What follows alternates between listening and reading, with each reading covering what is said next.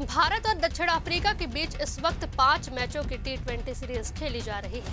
इससे पहले team India दक्षिण अफ्रीका के खिलाफ 2 टेस्ट और 3 वनडे मैचों की सीरीज भी खेल चुकी है। लेकिन इस बीच भारतीय क्रिकेट काउंसिल कंट्रोल बोर्ड यानी बीसीसीआई ने वनडे और टी20 खिलाड़ियों को लेकर एक बड़ा और अहम फैसला लिया है। बीसीसीआई ने व्हाइट बॉल फॉर्मेट खेलने वाले सभी खिलाड़ियों के लिए नया आदेश जारी किया है। इस आदेश के तहत अब टीम इंडिया के वनडे और टी20 टीम के हर खिलाड़ी को घरेलू क्रिकेट में खेलना अनिवार्य होगा।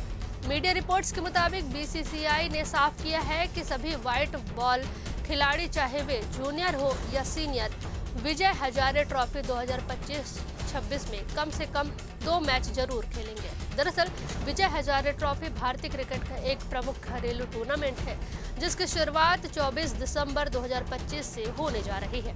बीसीसीआई का मानना है कि इससे खिलाड़ियों की मैच फिटनेस बनी रहेगी और घरेलू क्रिकेट को भी मजबूती मिलेगी।